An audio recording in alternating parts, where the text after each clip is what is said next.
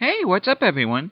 Tedrick85 here, and today I'm going to be talking about episode 4 of book 4 of The Legend of Korra, titled The Calling.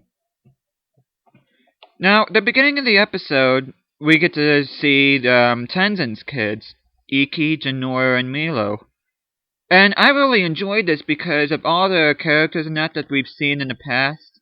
It's really nice to see these kids in that have their spot in this book so far, and here they are tasked by Tenzin to find Korra in that, in which their kids seem to be really enthusiastic by it, and but I think the thing I really like about this though is that we're starting to see these kids grow up in front of our eyes, and we get to see a bit more development in them. In particular, Ikki, because out of the three kids, she's the one that we really don't know a whole lot about. But in this episode, I think they did a really good job having Ikki and that express her feelings in that, and we have a better idea of what role she plays in the family in that, and how she's being viewed not only by herself but by her brother and sister too. And I just thought it was awesome seeing the three of them go out and look for Korra, which of course Jinora, being the oldest of the three, she's pretty much watching out for them in that, and she's trying to use her spirit ability to try to find Korra in that. And Meelo, being the little goofball that he is, he's out there talking all macho and that, being all tough and that, and he's just being a little boy in that. I know some people probably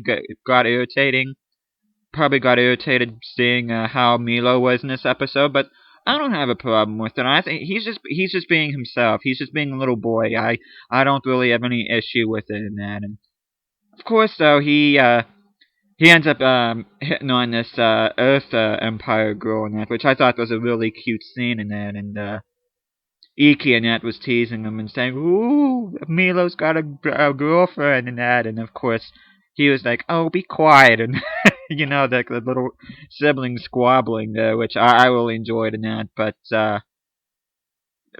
yeah, like I said before, I really liked seeing the three kids in the spotlight in this one because I don't think we got to see a whole bunch of character development in book 3, but they kind of got put in the back burner besides Jinora becoming a master airbender. And also like I said before, it's really nice seeing Ikki being featured in here too, because we really don't get to hear a whole lot from her. And it was kind of sad in a way because Ikki, because she views Meelo as being the irritating little brother and that. But she also feels that she is somewhat inferior to Jinora. She feels that Jinora is high and mighty in that. And it is kind of sad seeing that she feels that she doesn't have the voice yet. But I'm sure later on in this book we'll get to see her ability to show her strength in that too, which, come to think of it, she did, because she ends up getting captured by these Earth Empire. I guess it would be like generals or something like that, and she's being held hostage in that.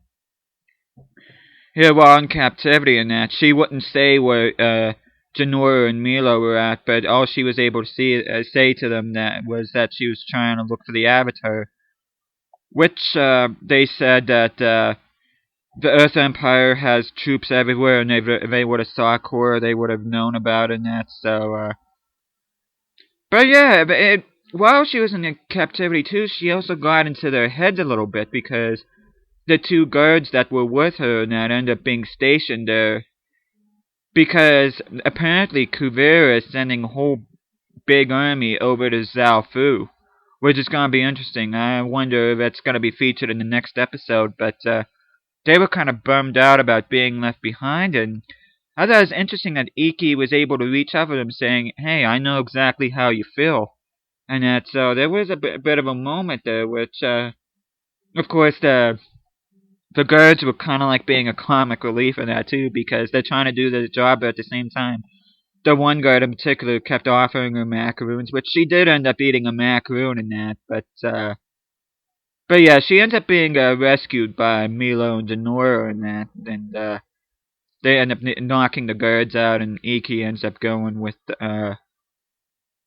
Jinora and Meelo and that. But I thought that particular sequence in particular and that was pretty cool in that she was able to be able to stay calm in that during that kind of situation, because I know most other people would freak out in that situation, especially a younger child in that, like she was in that. So but another thing I liked about this too is that Ikki told um Jinora and Meelo to go to the swamp because the guards told her that there was hardly any if I can speak English that no one goes in the swamp and that, which of course gets met by skepticism, and they were just about ready to call off the search in that until the swamp sent some vines up and got Pepper, which was the sky bison that they rode on, and pulled them down.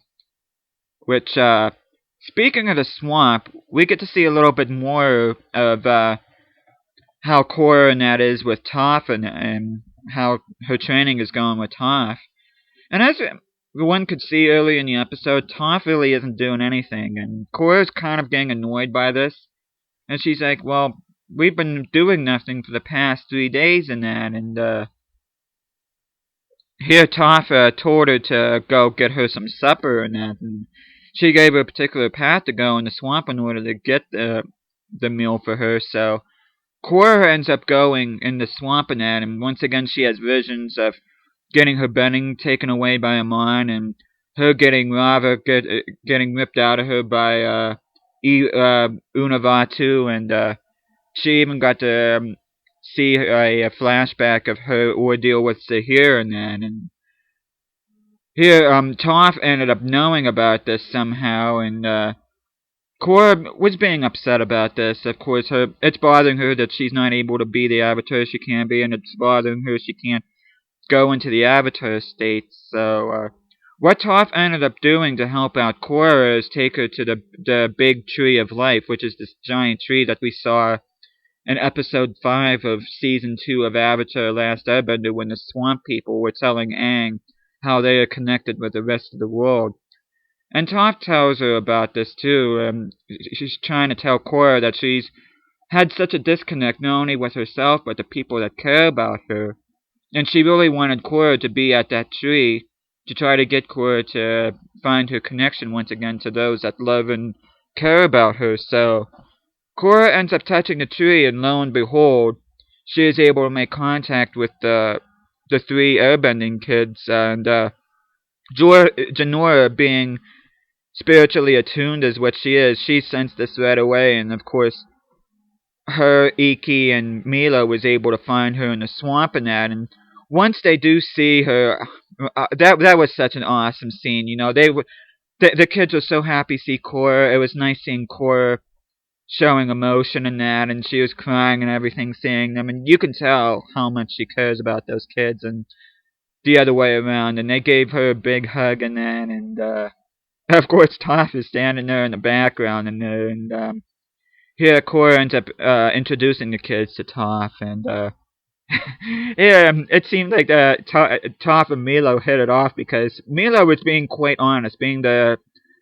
rather mischievous little boy that he is. He's not afraid to tell Toph what he feels. You know, he ends up saying that she was old and cranky and blind, and Toph ends up looking at him, and she's like, I like this kid. So I thought that was pretty cool. But the only sad thing about this is that which I probably shouldn't say now, but here what ends up happening is, since the kids and that are with Korra and that, and Korra feels a little bit better that she's with someone that she cares about, she really wants to get the rest of the liquid mercury out of her body.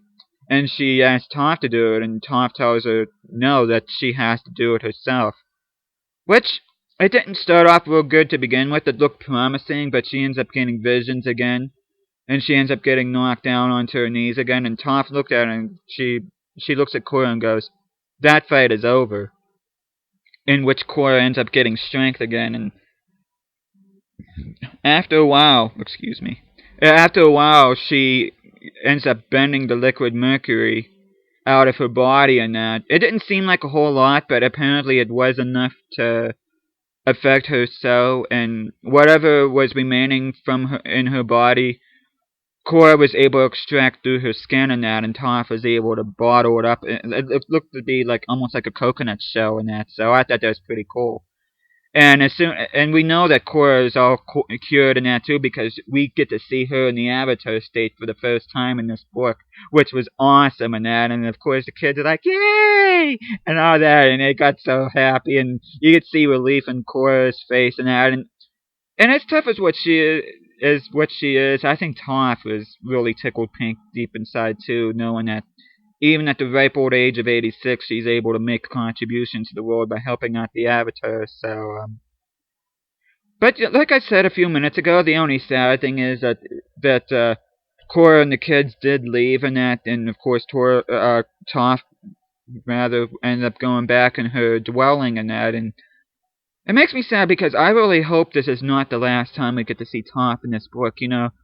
I think it would be really nice to see her keep in touch with Sue and Lynn again, and particularly Lynn, since the two of them haven't spoke for literally decades and that. And I really hope that she ends up meeting her kids and that, and just letting them know, if she doesn't want to be like a big part of their lives, that's fine and that. But just to let them know that everything's okay with her and they don't need to worry about her and that. And I would really like a good bonding sequence between Toph and her daughters, because I think not only do her daughters need it, but I think Toph needs it too.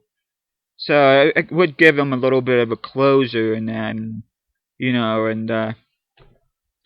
make everything square with the house again with that family and that. And that's something I really do want to see, and I really hope that ends up happening before the series ends. So, but yeah,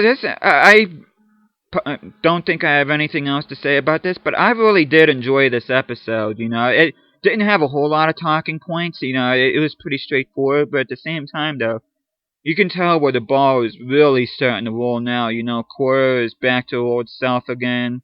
She's able to go in the Avatar state, and hopefully in the next episode we get to see just how much she's improved in that. And also, like I said before, the guards in the Earth Empire is making a statement about how Kuvira is sending an army to Zaofu.